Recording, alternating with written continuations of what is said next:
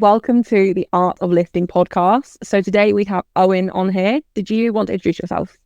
Yeah, of course. For those of you who don't know me, I'm Owen from EST Barbell. I'm an online coach based in the UK, coach with the GB Junior and Uni teams.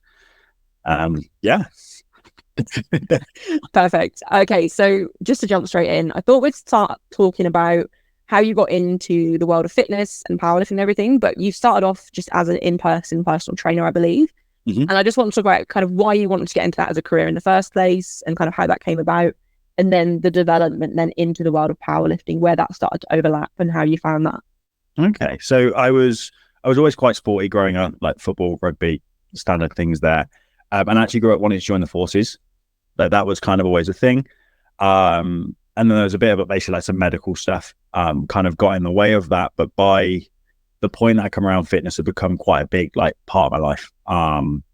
It brought me a lot of confidence. I was like 60 kilo wet through and kind of did the classic like young teenage lad thing of putting on a bit of size, enjoying that and going, okay, this has become such a big outlet for me. Like, let's go into the fitness industry. Like, if I can do that for a while, like the forces will always be there. If I do this and it doesn't work, I can always go back. Right.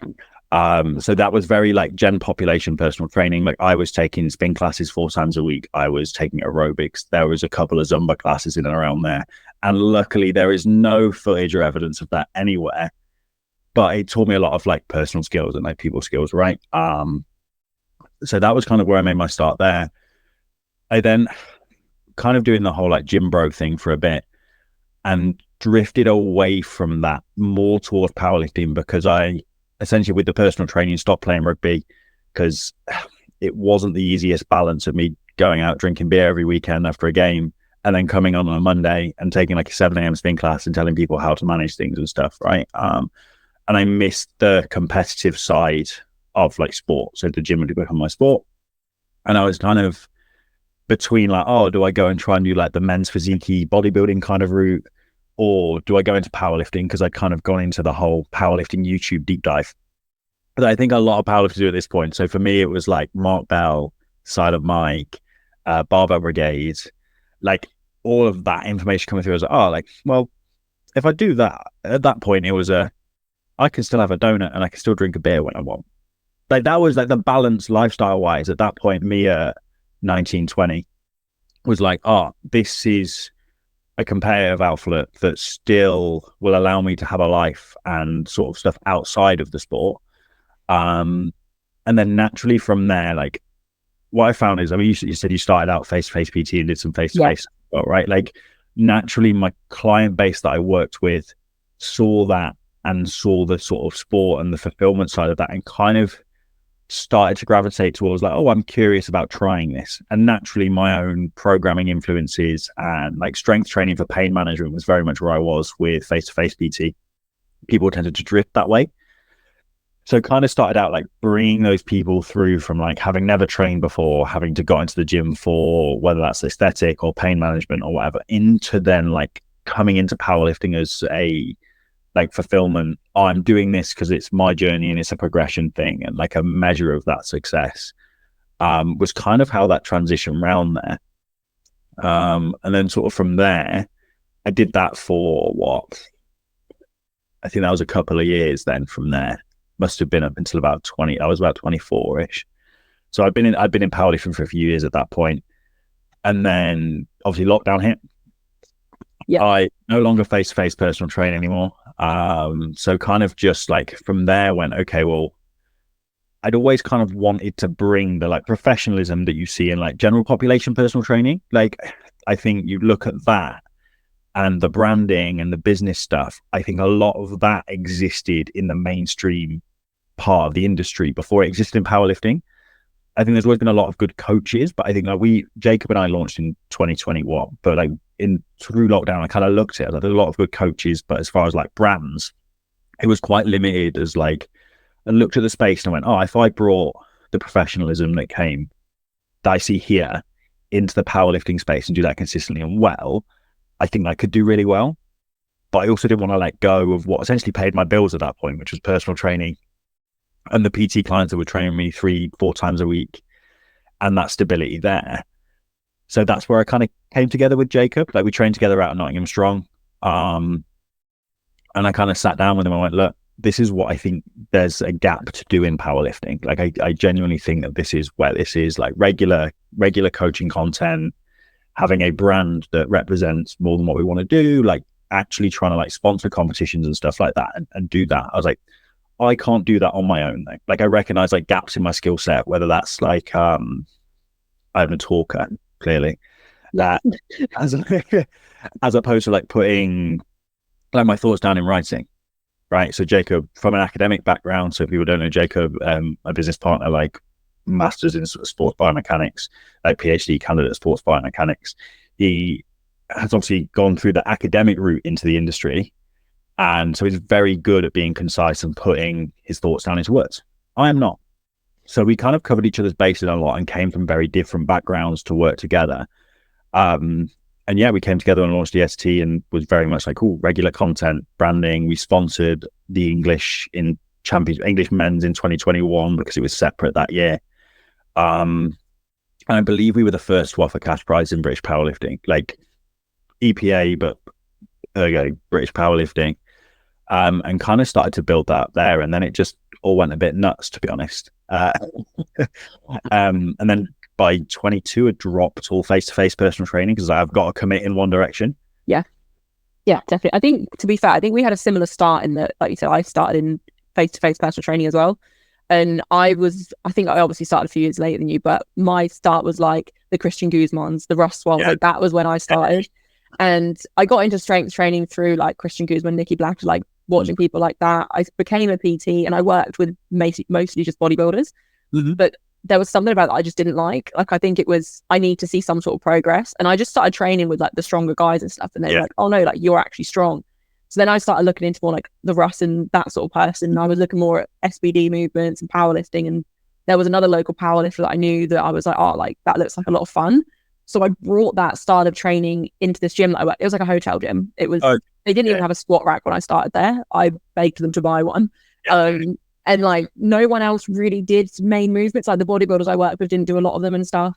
And I think they started to see, one, that my body was obviously developing. Like I started off quite scrawny. I grew quite quickly and I put on quite a lot of muscle through the SBD movements. And then members would see that I was like not eating what I wanted, but a lot more free with my food than the people I'd worked with. And also I enjoyed it a lot more. Like I seemed to get, I felt like I got more reward out of my training and stuff. So then I just gradually started bringing SBD movements into more people's programs over time. And like older, like 70-year-olds were learning that they could actually squat and they weren't too old to squat and just things like that. And yeah, then it's like you almost start programming powerlifting for people without intending to, and they just go down that route. And then it's that thing, like I'm now at that point where you just said about how, you know, you had to slowly build EST as a brand. You had to build that and then you've got to pay your bills. You can't just put all your eggs in one basket straight away. And I'm now at that point where it's like, if I don't put all of my eggs in the powerlifting basket soon, I'm not going to ever do it. Yeah. And it's like taking that jump. But I remember when EST obviously was first a thing, like we're first seeing you guys on Instagram when the brand was kind of announced. And I remember like I'm fairly sure that's the first GK brand within powerlifting. And I was always someone that felt like there was a lack of professionalism. I still think there is in a lot of people in the coaching world of powerlifting. And like a lot of people with their clients, like obviously you're friends with your clients, you get on with your clients, but you still need to have that professional boundary. And I think more companies and more people, like obviously now we've got Lewis with Forza and we've got other companies out there. It is just bringing that level of professionalism that they didn't have before. And even, I don't know if this is something that you talk about often, but like the price difference in coaching. So like a bodybuilding coach versus a powerlifting coach is like double the price half the time, if not more. Like the price difference is crazy, but actually a powerlifting coach is doing just as much. And like American coaches charge probably double what UK coaches charge. And I think that gap's closing. But the lack of professionalism meant that people wouldn't pay the extra for a long time. I don't know if you had any thoughts on any of that. Yeah, like it's definitely something that when Jacob and I came together and looked at it, it's like we saw that, like you look at the US market and how much more developed it is just because of the scale of it, right? Like there are so many more lifters and it is better. I think it's in like Texas high school powerlifting has more members than British powerlifting. Like stats like that blows my mind. And we looked at that and went, okay, especially on the price point when we launched, like it wasn't ready for it then. It definitely is now. Like the price of an expensive powerlifting coach in the UK now is a lot more than, I think you were sat around the 100 mark like 2 years ago, and it's like, Yeah. now it's, as that's drifting up more towards the 2 mark for a lot of sort of premium price coaches, like that's becoming a little bit more normalized. And I do think the professionalism stuff is coming with it. I think how you define professionalism is going to be individual, like, and what someone wants from a coach. Like, ultimately coaching is a relationship. Yeah.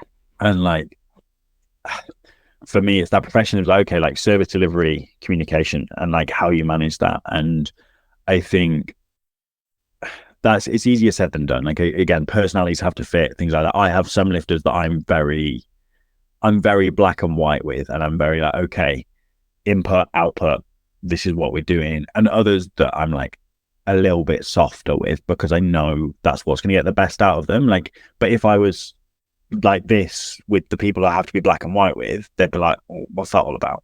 Do you think that also comes from your time as an in-person coach as well, or an in-person PT? Just learning, not everyone responds to the same type of communication. Some people need, like, I have lifters that I speak to like twice a week, and I have lifters that I speak to near enough every single day. And if I spoke to these people that I speak to twice a week, every single day, they'd probably just get annoyed. They don't need that. They want to be trusted to just crack on. Where other people, they do need their hand holding a little bit more. Yeah, 100%. And I think that's where that for me is where I think a lot of that value came in. Is I definitely think online coaching and face-to-face coaching require different skill sets. Online coaching requires more organizational stuff. It's more of a routine-based thing, and it's essentially an office job for a lot of the time. I think in person is a brilliant place to refine your coach's eye, like how you look at movement, how you think about that stuff, because you can watch it from any angle. The constraints of online is I will see what I'm shown. Yeah. And even little things, you will have seen it where you've had a client walk onto the gym floor and you've watched them walk and you go, bloody hell, you've never moved in your life. And you're like, because whether it's their knees are buckled in and they're bowed, or like they limp, or there's something that those clues there that you just observe through general movement. That if we didn't see that on the gym floor and it's purely online, you'd have no idea. But I don't understand why we can't manage midfoot, or where this like just flexing under load, whatever. I think especially in those early years, working with Janet, who's never lifted a weight in her life or never squatted, and teaching her how to brace and how to control that and develop proprioception. I think that early stuff where you're going so basic, so like finding external constraints to force positions, I think that troubleshooting process comes really nicely into powerlifting. I think I'd say especially now, as we are getting younger and younger coaches coming into the sport, because they can see it as a viable career, they find it, people are finding the sport younger and younger, is the troubleshooting threads are like they're narrower and narrower, because they've not had that development time. And the resources out there for powerlifting now, in my eyes, are very like blinkers on, powerlifting only. Yeah.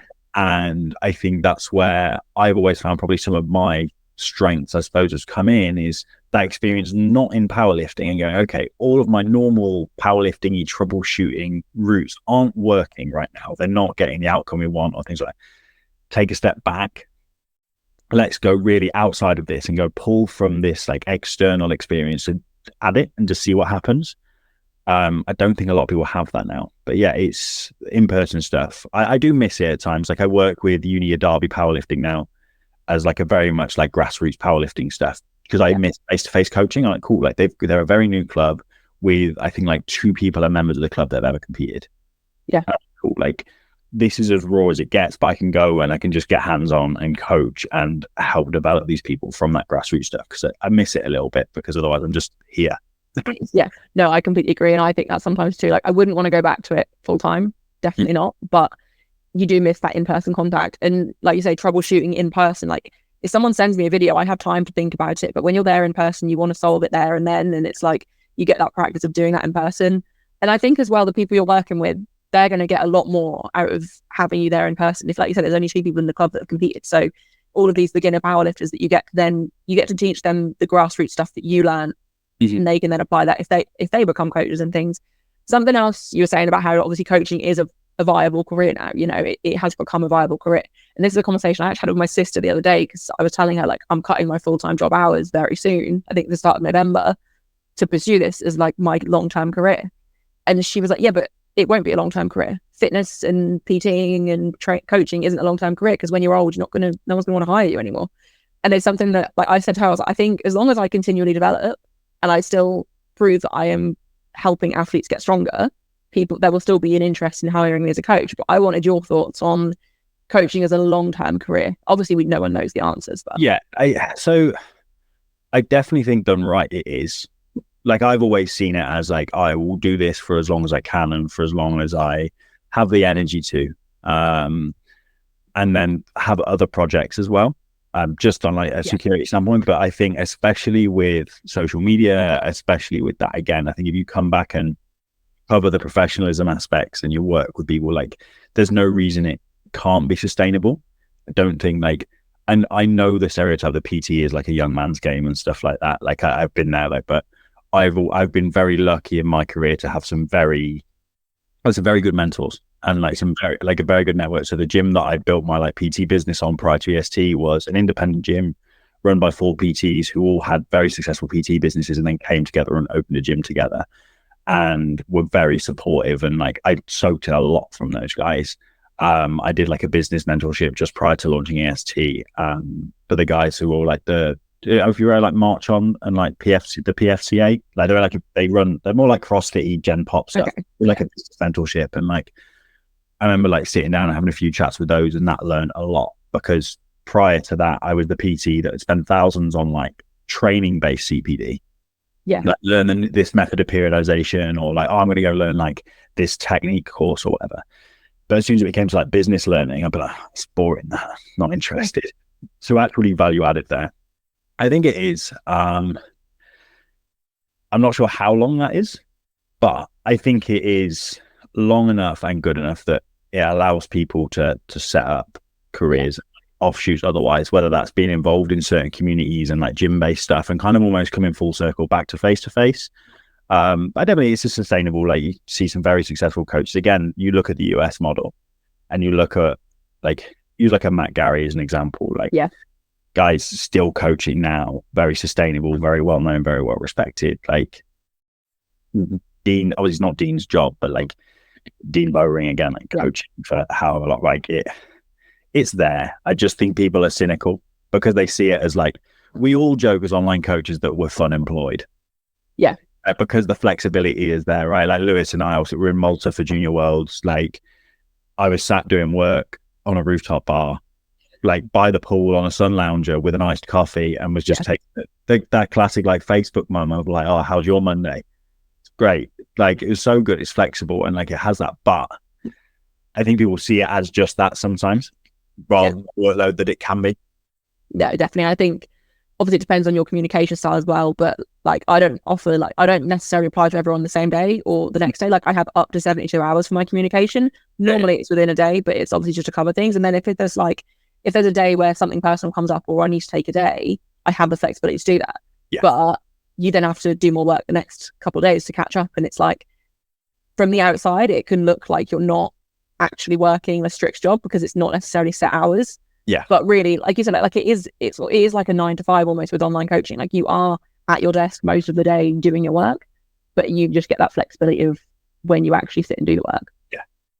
Yeah, for sure. It's so flexible. I wouldn't trade that flexibility for anything, because I do it similar. Like, I have a 40-hour turnaround. Like, and typically my days look like I get up, I make a coffee downstairs, and I come here and I sit and just do the WhatsApps for the first job of the day.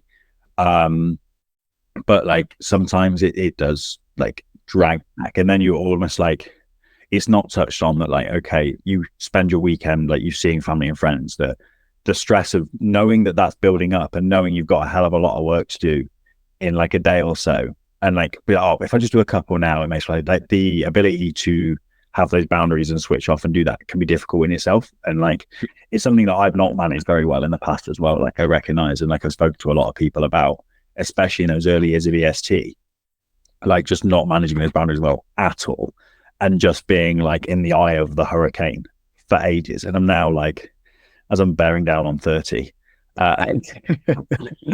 like I feel like I'm finally there as far as managing it. But that's like, again, developing skill sets.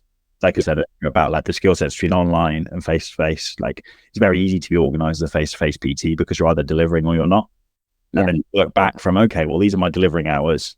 My other hours I can train, I can do X, Y, Z. It's very easy because your days are scheduled. And then I went from that to being an online coach where it's like, you can work whenever you want. And I go, oh, well, as a procrastinator, it's good. Yeah, I think that's a skill set that pretty much every online coach has to develop. Like no one starts off and can just manage that stress level of like your phone is going to be going off pretty much all day at different times of the day. Everyone trains different times. You're going to get messages come through at different times. And it's just learning to not feel like you have to be there constantly. And I think that's just a skill that obviously comes with time. And yeah, like you say, when you work in person, you are there. You are going to respond. You are going to get done. And then once the session's done, you can move forward to the next one. But obviously with online, you just have to learn to manage that.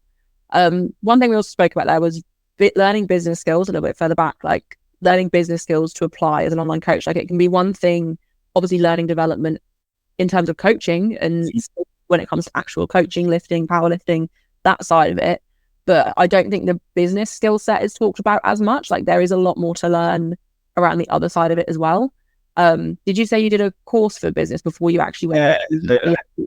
I knew of the guys who ran it. It's the guys with the PFCA, so it's like the Professional Fitness Coaches Association, I think. And I knew of them for a while anyway, just through like the Gen Pop PT stuff.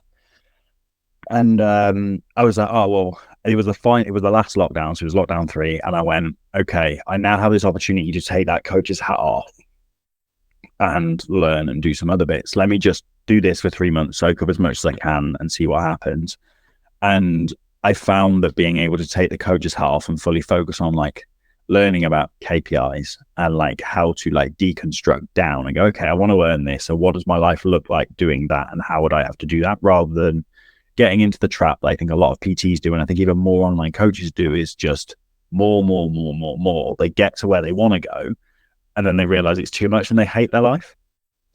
I did a PT where I was like, oh, I just need more clients. And then all of a sudden was doing like 35 to 40 hours of PT on the gym floor deliverable, not really equating to the fact that probably for each of those clients, another hour of admin on top of it. And all of a sudden I'm like, oh yeah, I'm doing it really well. Like I've got this really successful PT. I hated my life. I was married to the gym floor, but that was everything I ever wanted. Well, I want to have X amount of hours on the gym floor. I want to earn this much. So you built up, rather than going, okay, I want to earn this. Let's deconstruct that down as to what that looks like week to week, like month to month, week to week. Okay, what does my life look like doing this? Okay, well, if I don't like how that looks, and something here needs to change first. Like you can almost predict that. Like, and that was a skill set and like even just a perspective on it that I didn't have. And literally it was like a light switch. Oh, that just makes so much sense. And then that influenced stuff like pricing and boundaries and stuff like that from there once I'd learned that. So it was a really useful exercise. Like, I think it's not for everyone, like the sort of mentorship stuff. Like, I think if someone is on the PT side of stuff, like working in like a pure gym or a big commercial setup where they don't have the support network, or it's maybe a more like hostile work environment with just like commercial gyms and PTs taking clients and stuff, like something like that as like a community of support. It's brilliant. But for me, like I had that support network, so I didn't see the value there so much. For me, it was the like black and white learning to shift.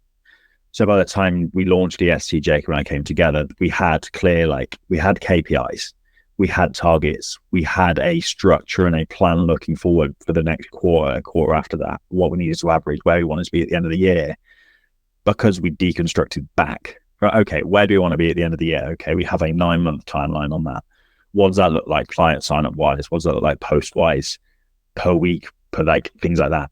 And like, yeah, of course you have weeks where people don't apply and you don't have these applications come through. It's like, oh, okay. But then 2 weeks down the line, you have 3 or 4 and there's, oh, okay. Like it just levels out. You have the peaks and troughs through the year, which is normal. Yeah. That was just really useful and something that I think is overlooked with powerlifting coaching. People are like, oh, it's like powerlifting, but don't have that structure in place. Yeah, no, I agree. I think it's that thing of, a lot of people when they start, they want to just rush to get as many people on board as possible. And it's like, okay, well, how am I going to actually manage all of these people and my free time? Yep. And it's the kind of like almost gradual onboarding, communicating with your people or your lifters, your clients, what time you have, and figuring out, like you say, long term, what what do you want it to look like, Mhm. rather than just, I want to coach 50 people. Mhm. Like, okay, but realistically, can you manage that? And how are you going to manage that? Don't just say, I'm going to coach 50 people, I'm going to apply to them all instantly. And it's like, well, you're not. Yeah. Because you're never going to leave your desk. Yeah. It's being honest with yourself and being reflective of your own skill sets and stuff as well. And like almost making decisions of like, at my worst, I can still manage this workload, rather than at your best. Because they think, like, I've been guilty of it in the past, and I think a lot of coaches can be, is they catch a good wave of stability in life. You can just take on a few because they're managing this really well. And then life takes a hectic turn and just standard of service drops.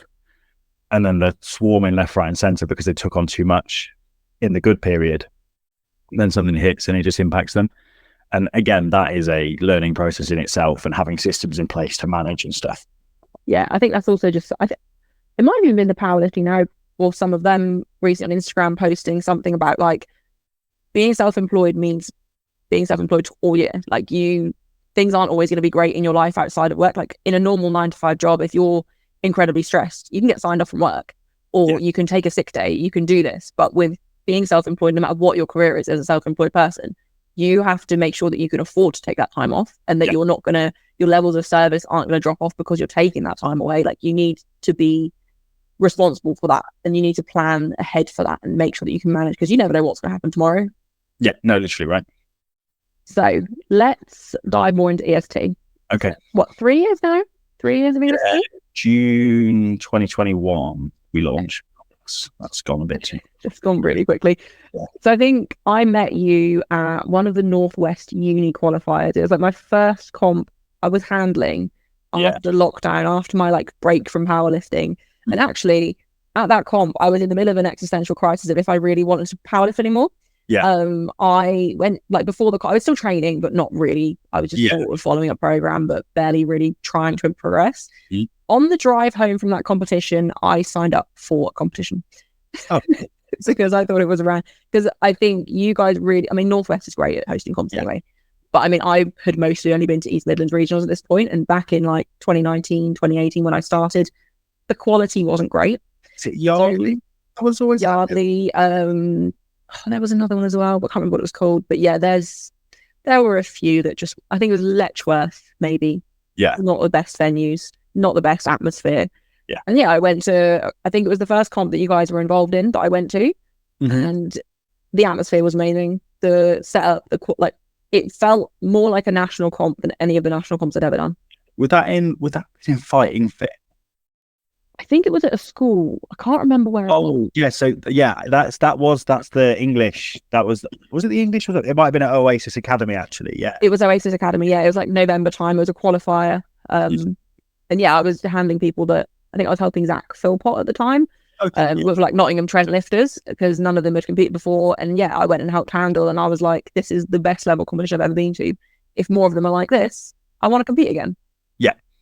So when you guys started your company, your business, obviously coaching was a big part of it, but you also were very involved in meet hosting, or at least sponsoring meets and helping level up the production of meets. Was that one of the main things you guys were aiming to do when you started EST, or is that just like a byproduct of getting more invested in the powerlifting world? It was something that was important to us. Like, so again, this is what was really nice when Jacob and I came together, is we came from kind of different perspectives. So obviously I was a bit more like PT coaching, and like Jacob coached, but was heavily involved with like the Northwest and thing. In fact, he was North Midlands still at that point. I was like, okay, if we're going to do this and earn a career off this sport, we want to, it's a bit cliche now, but like give back to the sport and help that grow, because inevitably if the sport grows, that's a bigger funnel for us clients wise, and it's exposure and all those. But ultimately we want to place our money in places that actively improve the lifter experience. So we were like, okay, we want to do this. We want to sponsor competitions. We want to get involved with that side of things to actually help. And that was kind of, it was like, yes, it's us spending money, and yes, we have a budget for this per year. And like, yes, it is marketing. If you're looking at it purely cynically on like a business standpoint, like, oh, it's just marketing. But we're very picky about where we place that, and like look at it more as like event support rather than just sponsorship and getting our logo on a backdrop. It's basically why we didn't do the British stuff, because we were like, Yeah. the British sponsorship, cool, like that is great exposure. It is, you'll be on the backdrop of all national competitions, but the federation did not need our money. Yeah.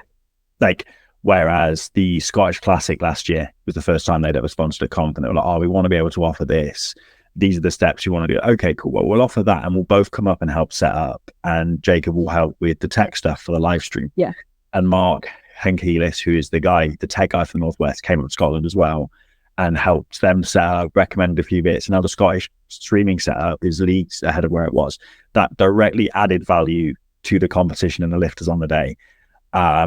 Same with the Scottish Classic this year as well.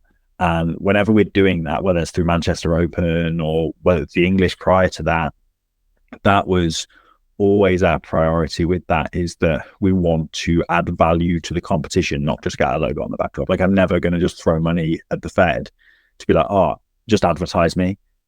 Like, I want to be, okay, if I'm going to pay this, I want it to add to, I don't know, like the drug testing pool as an example there, right? Like, I want to know where that's going, and that is helping the lifter experience, boots on the ground, not just taking advantage of a growing sport and adding to it. That was always something that was really important to us. Again, with Jacob from more the meat promotion side, for me on the like coaching stuff, and it being the right thing to do in my eyes. Yeah. And I mean, like you say, from like the cynical perspectives, you are getting your name out there, and you are kind of showing the like what EST is about, and your name is on the banners, all of that. But through helping to make better quality meets, people are going to stay in the sport longer. Like, not be funny, I wouldn't probably still be powerlifting if I hadn't gone to that meet and it hadn't been a well-run, organized meet. Like, people are going to want to come to those comps. They're going to want to be involved in the sport, and essentially that's also growing your business in terms of client pool, because the people at that meet might not then hire you, but the people, they'll see your name more. And if people see the level of comps in Northwest, like, your names do come up because you were a big part of pushing that all forwards. Yeah, and it's crazy to me sometimes, the like how stuff like that loops around. Like, it won't be immediately. Like, I think this is where I think some people go wrong with the sponsorship stuff and kind of just be like, oh, I'll just do it because other people are doing it. Is they're looking at ROI, they're looking at return on investment immediately, and it's like, that's not how that works.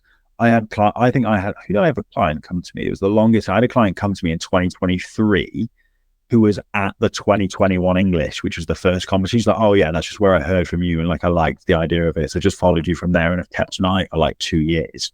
And then I've gone, oh, I want to change coaches, I'm going to go to these guys. Yeah. That like seed was planted from what I saw as doing the right thing back in 2021. It's a 2-year turnaround. If I was so focused on immediate return on investment from that and be like, oh, well, I want to make my sponsorship money back like this, like it should return, this wouldn't have happened. Like, it's always been in ours about doing the right thing by that, rather than just that immediate return, right? Yeah. And I think the long-term growth of the company reflects that, because if you were in this essentially just for quick money, quick fix, quick success, you probably still wouldn't be doing it. Mm-hmm. Because it obviously you guys did, I say you blew up quite quickly. You were both around for years before that anyway. Like, Jacob was one of the local lifters that I knew when I first started. Like, you guys have been around for the longest time. Like, it wasn't an overnight success. Mm-hmm. It was a long-term growth. And I think that lifter that said, they knew obviously it's 2021, like, as a self-coach lifter, I am constantly looking at coaches, and I'm like, would I consider them if I want to hire a coach at any point? And how many people, they're with a coach. Like, a lot of people start off with a more entry-level coach, someone that's like one of their friends is doing it, whatever. They get to a certain point and they think, okay, well, now I probably do want to hire a different coach. And they'll remember people like you guys that are giving back to the sport outside of just trying to get clients. Yeah, and it is the way it is. And like, we grew very, very quickly. And I think at times, I definitely think we took on a bit too much at times. Obviously, we had a team for a while. Like, obviously, Hannah, who just had on, used to work as a sort of junior coach. Ben Pape used to coach for us and things like that. And like, whilst in the moment you feel like that's the right decision, it was just too much too soon. Like, obviously, so it's now just Jacob and I again. But that allows us just to, again, take things at the pace we'd like to and manage things. And again, focus back on that coaching quality and those core values and stuff, because it's so easy to just grow and get caught up with that because of how quick. But I think that in hindsight was testament to where we hit that gap. Like, the fact that it grew so quickly, it was like, okay, that gap was a gap. And I now look at the landscape of British powerlifting coaching as a whole, and see that model replicated with their own twists and people doing very, very well, not necessarily off the back of it. I don't want to take credit for things, but like they've seen that and gone, oh, okay, cool. There's some foundations there for people to build their own stuff. And now again, like coaching prices are higher, sponsorship is more like common, things like that. Like the Fed is inevitably in a better place for that additional professionalism, or at least professional lens on how to look at stuff. Yeah, and I think even you guys being so involved at a regional level, it's forced the national level to also step up, because, I mean, for the longest time, I feel like, whether it was Northwest, North Mid, whatever it was at the time, like people would rather compete there than at a national event because the quality and the production. It's one thing going to a comp for the competition, but the majority of lifters aren't actually going to a comp just to win. They're going for themselves and they want the best experience possible. And it's a byproduct of the fact that you guys have given back to the sport. You've helped level up these things. Obviously, it wasn't just you guys. Like, obviously, Kim does loads of work. And stuff as well, other people. But it's leveled up everywhere. And now you see all of these other coaching businesses, which I think is a good thing, because it does add professionalism to the sport. And I think it puts respect on the job as a whole as well. But yeah, you see that growth, and now it's being applied at British powerlifting level. And it's also, although British powerlifting don't necessarily need the money, it's good to see them advertising coaching companies. Yeah, 100%. And I think what you said there about like the majority of lifters are there for themselves, like not necessarily just the win and stuff like that. I think an example to me there that talks the most about that is like with the whole, when the Manchester Open lost essentially the English like sanction, whatever it was, and then I think it was like 90+% of lifters stayed. So I'm like, oh no, I still want to do it. Because they were doing that because it was the Northwest and because they knew it'd be a good competition, not necessarily because it was the English, so to speak. Which is obviously got the national sanction back and things like that. But I think the support that they got through all of that drama for the first year of the Manchester Open just spoke to that. It was like, no, we're here to do a good competition, not just like, and we trust the team behind that to deliver that, not just because it's the English. Like, yeah, I mean, I was one of those lifters. That was my main comp of the year, and then obviously it lost the national status, which to me it wasn't a massive deal, but also I wanted to do a national that year, and then that obviously got stripped away. But I was still going to do it for the fact that I knew it would be worth the money. I knew it would be worth the travel. I knew it would be worth the cost because of the level. Like, it would feel like a national. I wasn't going for a record anyway. Like, yes, I was going for placing, but at the end of the day, it will still feel more like a national than any other comp I was going to do that year. And then you can see it this year with the entries. Like, people want to do it, and I think if the English this year and Manchester Open weren't just like a couple of months apart, I think the entries would have been even higher. Yeah, 100%.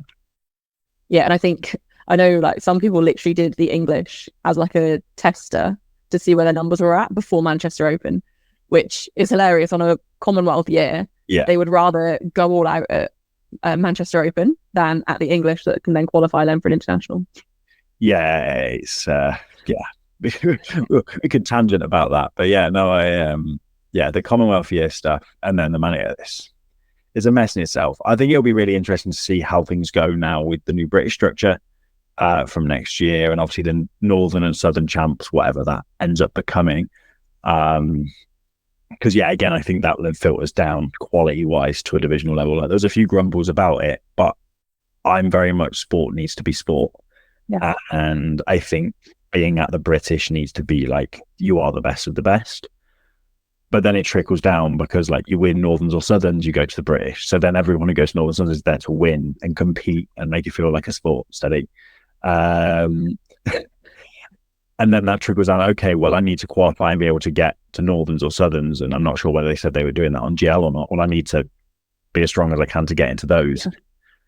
So my divisional comp is no longer just like, I need to tick an easy QT to get to Northerns or Southerns. It's, no, you need to probably win your divisional to go to Northerns or Southerns or to get to the English. And then you've got to win the English. Like, it makes that a competitive pathway and makes, not that they don't mean anything right now, but it makes those comps mean something. Yeah, it definitely makes them mean more. And hopefully it means the production will also go up. But that's, I think, the thing we're going to have to wait and see. And I think if it doesn't next year, I think there will be enough people speaking about it that it probably will have to for the year after. But no, I agree. I think sport needs to be sport. And I think getting to British needs to be, it's not easy for everyone. It is hard for a lot of people to qualify, but it's also, you want the best in the country. Like top 14 in each weight class, I think is completely fair. Yeah. And I like the fact that you have to qualify at these other meets rather than just the biggest total goes, because you know the standard at those other meets is going to be a national standard. And it almost makes it like a league throughout the year. Like, you're going to want to follow these other comps, even if you're not competing them, because you want to know who's going to be at British. Yeah. And I think it just adds eyes to all of these comps and hopefully quality and things like that as well. With that, I take it that means you think that the changes are positive? Yeah, definitely. Like, it's essentially very similar to the model that the Irish have had for. How is it? Yeah, so Irish nationals has always been invite only, one flight for a long time, and I've looked at that and I see it, and like I see how, I mean, the Irish tend to be pretty hype anyway, but how hype those comps are, and they're supporting those people, and how competitive it is, and I go, that to me makes the British something that's like watchable and like ticketable. Yeah, as people fans of the sport go, okay, I'm going to go watch Tony Cliff versus Nonto versus Indy versus Bo versus Lake. I'm going to go watch that flight and pay for a ticket to watch it because they're going head to head, and that's going to be sick. Their training looks good, whatever, but I want to go and watch that, rather than going, I want to go and watch that, but I've got to watch 4 flights of 120s before I get there. So I'm going to be there for 12 hours. Have you seen how many 105s have entered already? Yes. There is a reason my name is not on that list. Do you not want to compete against 40 other 105s? No, I debated the British, but I looked at my coaching workload and I went, and it may sound arrogant, and there's a lot of people who have only ever known me as Owen, the half-broken lifter, but I know healthy, I'm a top 12, top 14, 105 anything. So I'm like, I will do another British at some point. Coaching is super busy. I'll be there all week handling with clients and then non-clients if I'm asked to. I need to prioritize what is my job and that stuff than being at the British for the sake of being at the British, and a British that I think is going to be very, very, very busy, because there'll be a lot of people, even like now, trying to get these QTs over the next few weeks before it closes to say they've done a British. Yeah. Like, it will just be like a lot of people trying to fill those numbers to feel like they can do that and do that, which is fine, like empower 2 people. But on an organizational standpoint, it's like, this it's going to be a lot, and it's going to be interesting to see. It's an external venue in the hangar in Wolverhampton, but yeah, it's going to be a busy one. I'm very intrigued to see how it goes. Like, I'm sure it will go well, like the people organizing it, like it should be a well-run event and everything. And I think the reason I want to do it is none of my lifters are doing it this year. Okay. And I think having everyone together one last time and competing amongst them would be really fun. Yeah. I'm not going to enter until after Commonwealth, just in case I feel broken, because it's like a 6-week turnaround at most. But yeah, I think as a coach, I'm assuming you have a lot of people doing it this year. Like, I think I'm sat at something like 12 or 13. Yeah, which is a 4-day event. So rather than worrying about trying to fit your own training, like you say, you can make British again when you're healthy in the future, you might as well prioritize that, because you're still going to be there and be a part of this. And for your lifters that might not make British again, it's going to be a massive experience, and they're going to obviously want you there 100% focused on them. And I think that's probably the right call. Yeah, 100%. And again, like, I've spent the best part of the last couple of years managing some form of ailment. So actually giving myself a little bit of time to try and be healthy and like have that clear run, rather than forcing myself straight into a peak. Because like, I'd be, we are 7.5 at most. Yeah, like in 3 weeks' time, I'll have started, probably 2.5, because I'm more like probably like 4 to 5. Like, I'd have to start peaking, and I'm like, I'm in fine right now. If you ask me to peak right now, I got no chance. That's like rather than forcing a prep for the sake of it and doing that amongst busy coaching, I was like, this is not my time. I debated applying to do home nations, but I'll just chill until next year now and prioritize coaching, because it's just what needs to happen, really. Yeah. So like, with competing, you've been competing since 2017 anyway. Like, you've obviously been competing a long time, and like you say, you've been broken for a while. Yeah. I think most of the time I've known you, you've posted about some kind of injury. How is training? Do you feel, I don't want to jinx anything, do you feel like you're getting there? My training this year has been epitomized of like really high peaks and then really low troughs. So it's kind of now been about maintaining like nothing special. Don't get silly with it, but just try and ride things out a little bit and give myself a bit of time. And I think that's kind of been a difficult thing, because when I felt strong, I felt very, very, very good. And then obviously I tore my quad at the beginning of the year. which is interesting about, that's a whole separate thing. But yeah, that was my TFL and like a workload thing and stuff. And then strained my tricep, I think in like March, which was like out of nowhere. I think I just got on the quad healthy. I think I did like a 230 squat triple off the back of like, I was like, cool, okay, we're back. And then the next session, strained my tricep. And I was like, Do you think it's because you've reached that 30 mark? Because I've had this conversation with a few people recently. Apparently, or I don't know if you're actually 30 yet, but when you're nearing that 30 mark, apparently it's downhill. So yeah, so I'm 30 next year. So I'm 30 in August. And I think it might be part of it. It's a weird one. I think, so I got in 2022, like back in the 21, beginning 22, I got very, very strong, very, very quickly. I basically just started with a new coach, went on some programs and just popped off and just worked me hard. It was very much like a survive or die kind of programming, and I survived for a very long time and then I didn't. But I think because of that, I think it potentially started some like tendon based issues because I just had to survive. So a lot of that just set me back a bit. And I think a lot of the issues that I've had are almost like a bit of a recovery period of overuse within that sort of 9 months. Obviously not directly, but like it seems to be as things have ramped up, something will get angry, or whether it's a stress response or something like that. So I'm very low frequency at the minute, very light. I am the epitome of like a gym bro at the minute, where I do a couple of sets of squats, a couple of sets of bench here and there, like, and then just go and spend ages on machines and do the fun stuff. Because it seems to be what keeps me healthy, like stop going into those like overuse zones. And every time myself and my coach Steve tried to push towards more like conventional powerlifting programming, just died. Like again, those same tendon-based things, the same grumpiness comes through, and it's like, right, well, more isn't more. Yeah. And it's kind of leaning into that again.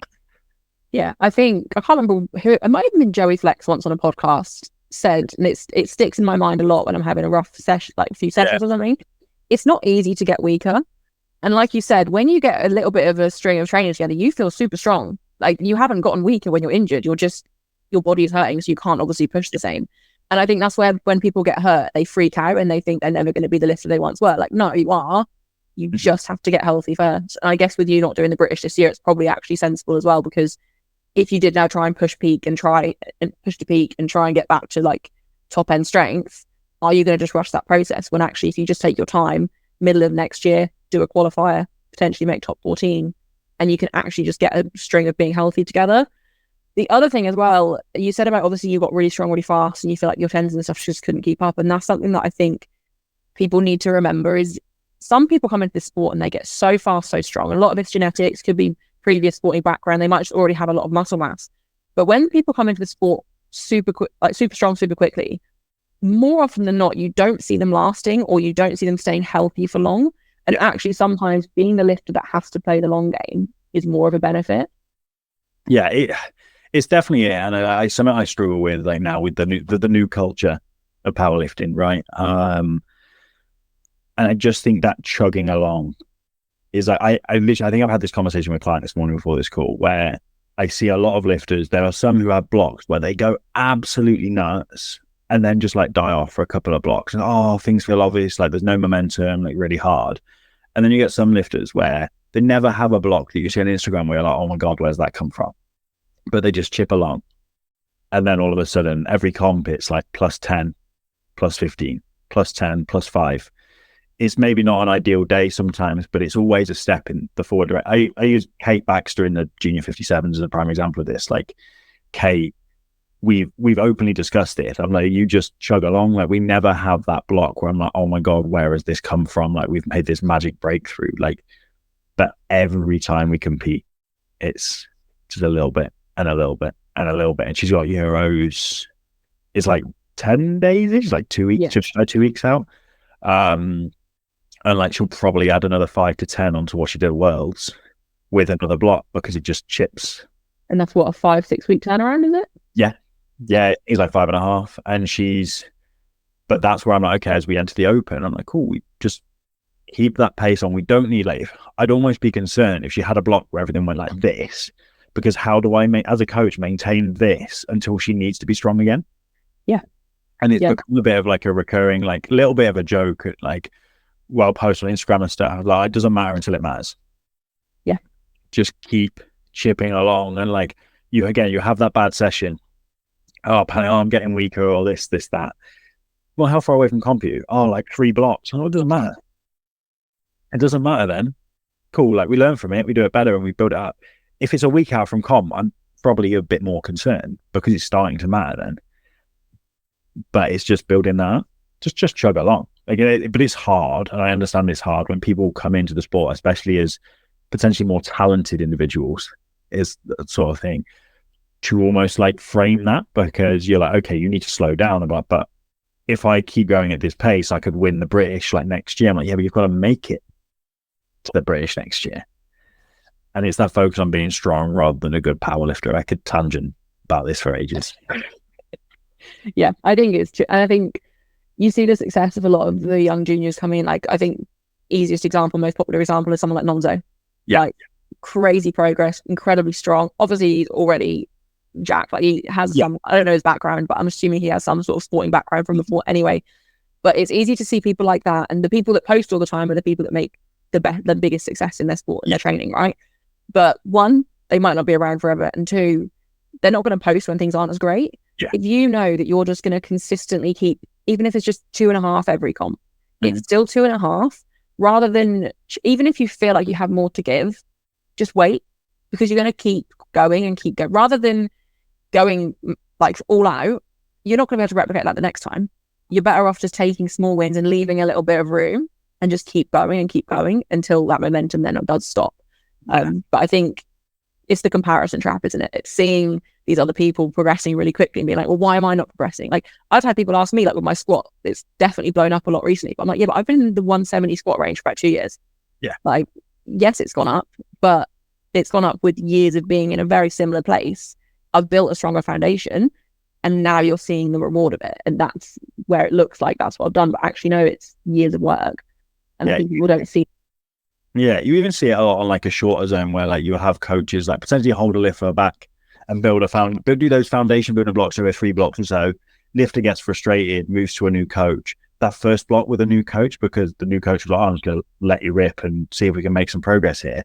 They go absolutely ballistic and like, oh my God, it's this new block. I'm like, no, it's the 3 blocks prior that has built all of that. You're now just demonstrating it, and it's recognizing the difference between, again, it's building and demonstrating, right? Like, it's that whole thing. The single in your comp, the thing that's probably getting you stronger, that's the skill practice. Yeah, 100%. And I think that's something people need to remember. It's just, don't chase. It's not the singles that matter. The singles only matter on that one day when you're competing. Yeah. It's the rest of the time that actually creates, like, your back offs are what make you stronger. Yeah. But people will learn with time. Yeah, we'll see. I've been saying that for years. They will never learn.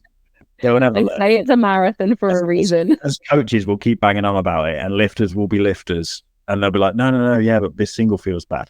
That's why lifters will be lifters. That's why I'm like, fine, cool. So only really one other thing I want to speak to you about, and that was your success as a coach, your success of your lifters. You have a world champion on your books now. Yeah. Very cool.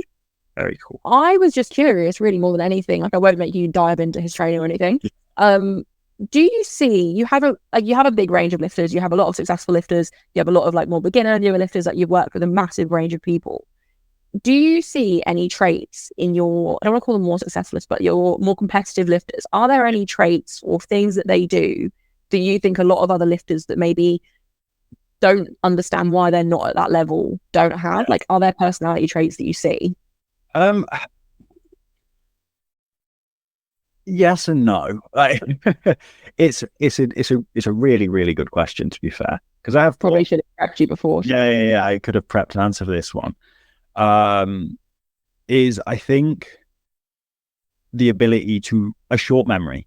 That's okay. This is one, a short memory, right? So it's a gift and a curse for some lifters, but at the top level, like making mistakes, if you rest on that and let that bleed into the rest of a comp day or into the rest of a block, that then becomes a spiral and it impacts other things, like whether that's like a missed squat in comp, like, oh, if you let that bleed into the rest of the day, well, you're going to ruin the rest of the day. Or like, if you just go, all right, cool, it is what it is, we move forward. And like, a really good example that comes to mind more so than anyone else, to be fair, is like at Uni Worlds this year at the FISU World Cup, a girl called Martha that I was handling, she missed her last squat just on strength, like just I think had to squat deeper than she'd be used to in training, just made a number that should have been safe harder than it was, right? And we sat on the chairs and she was fuming, and we were sat in the holding area, and both Dan Clark, the uni head coach, and I were sat with her, and we went, right, see that clock there, because it was the start of the 10-minute break. I was like, you're allowed to be angry until that says 6. I was like, we're going to sit here, we're going to be annoyed, and that's fine, because it's like, it's all right to be annoyed because you've missed a rep at comp, like that's okay. And like I think that's where some coaches are like, oh, don't worry about it. Well, no, it works hard for however many blocks to get to this comp. They've not done what they want you to do. Allowed to be annoyed. It's like, but the moment we stand up and walk back to that warm-up room to warm up for bench, forget about it.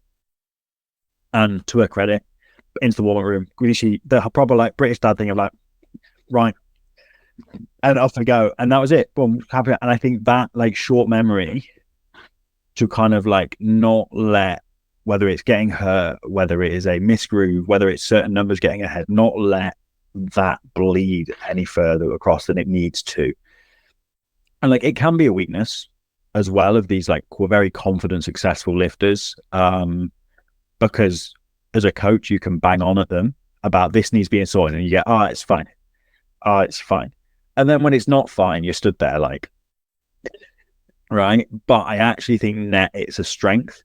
And sometimes lifters need to learn their own lessons. Like I had a lad at Bucks this year, again, value talented, very good, 83, and squat depth and like bench consistency, like touch and go, a little bit wonky. And I'm like, look, we need to drill this and keep an eye on this. Otherwise, it's going to bite you in the arse at your first national comp. Oh, I'll be fine. Bit him in the arse. There's 2 benches and a squat. And I was like, but then since then, because he's used that as a lesson, move forward, and it's been a positive thing, but you just had to learn that. So yeah, that short memory is a big one. And then like the standard, like controlling what they can control and not worrying about what they can't. Like if you obviously routines, food, sleep, hydration, like treating that with as much importance as the training itself. And then if they can't control it, then it is what it is. Don't let that rest. Like the amount of like, there's this pendulum in powerlifting of like externals don't exist, and oh my god, my externals impacted this session, is they'll tend to sit somewhere in the middle where it's like, cool, I've controlled all the things I can, and my food, my hydration's cool, that's fine, but sleep's not been great because whatever. Kate, for example, during World Prep got a dog. Impacts sleep. And like I'm never going to tell someone not to buy a dog, but like like that for the first couple of weeks of like homing Sage, their Marley, like impacted sleep quality. But it was like, okay, sleep's been a bit shit because dog settling in, cool, but here we go. Like things fell off because of this, but I wasn't weaker, it just felt worse.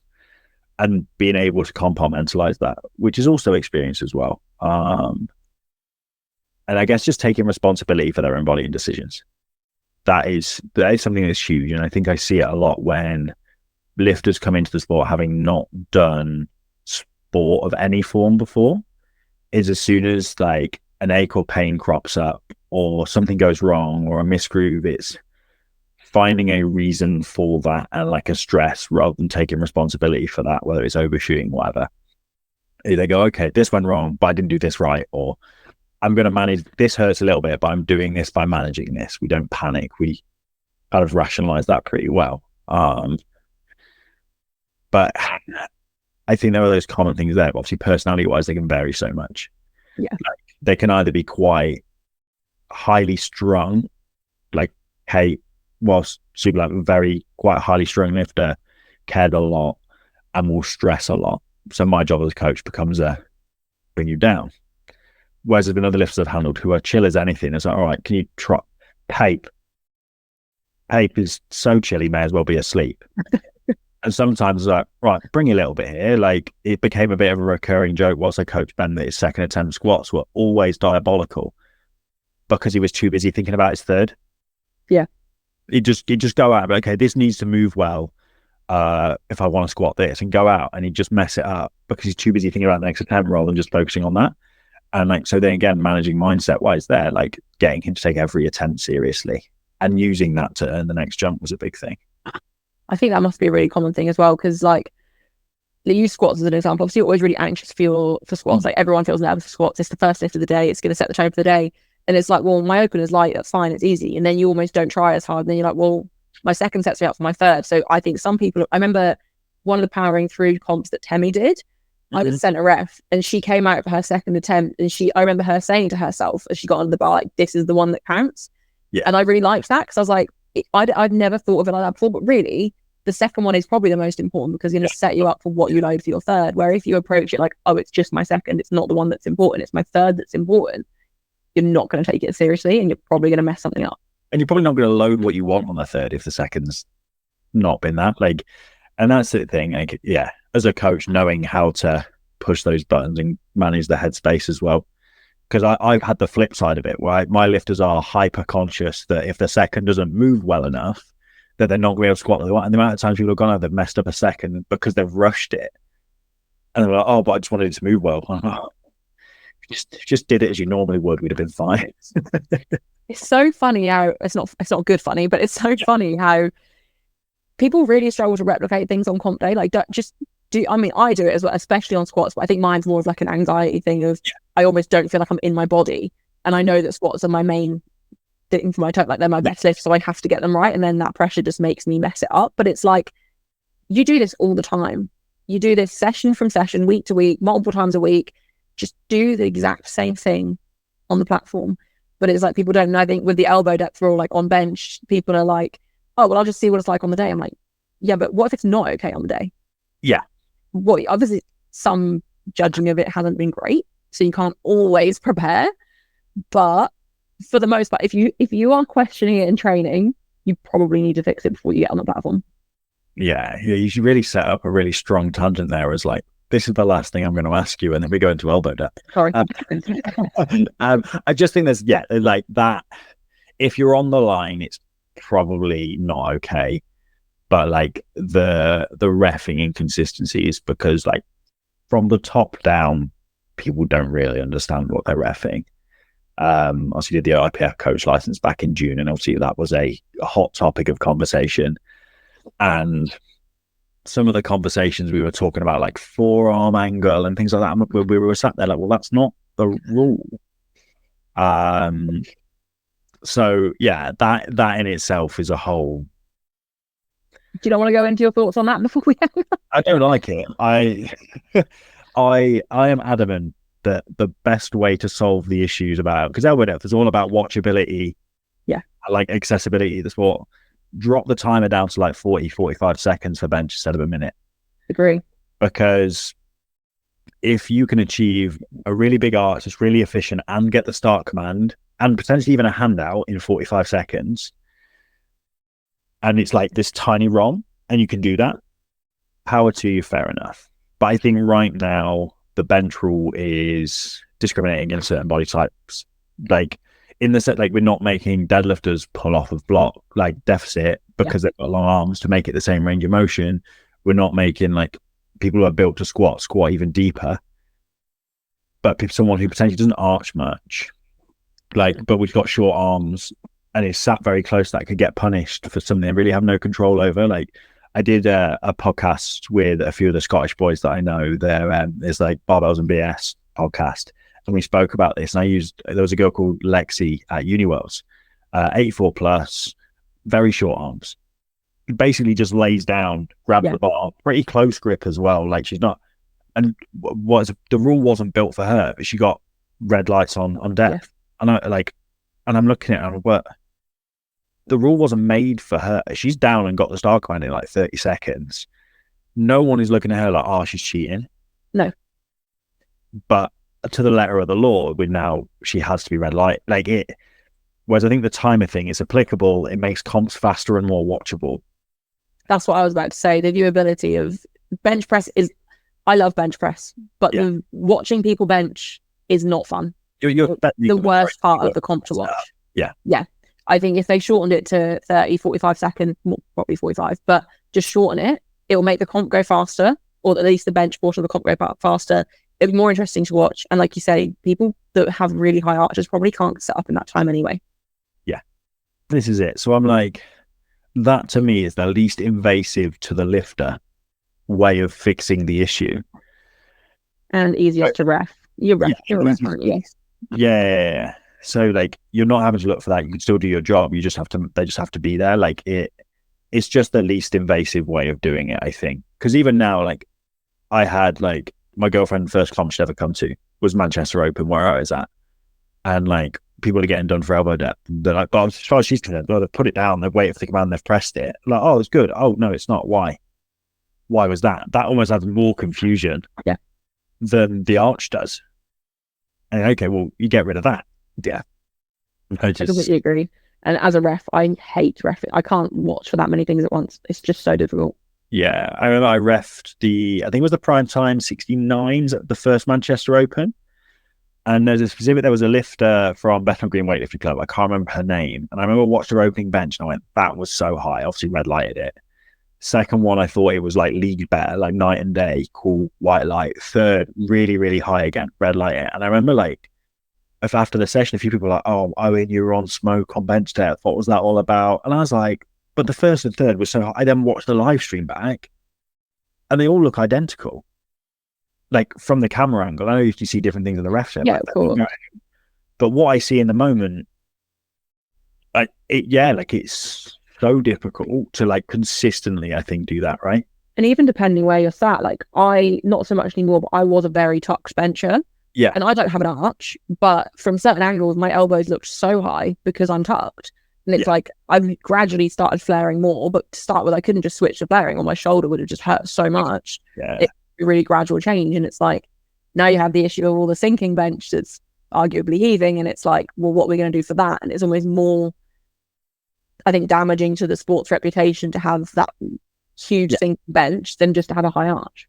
Yeah. It wasn't a multifaceted issue, but it's now become a multifaceted issue because they have to go around on things. It's just not been managed well. But what can we do? What do we know? All right, I will wrap this up here. I feel like I kept you for longer than I was planning to. Sorry. It's like I have no idea how long we've been talking. So, to be fair, I think it's been just over an hour, so it's not too bad. Thank you for joining me, though. We really appreciate it. If people want to contact you for coaching, I don't know if you have spaces, or just want to contact you about anything in general, where can they find you? Literally, Instagram is the place to go for that. We have got a website as well, which is estbarbell.com. But if you're wanting to get a hold of Jacob or I, just Instagram, which is at estbarbell, or me is owen.est. Just drop us a message there or whatever, and I can get back to people. Perfect. Thank you so much for joining me. Sure. And I'll speak to you soon. Yeah, talk to you soon.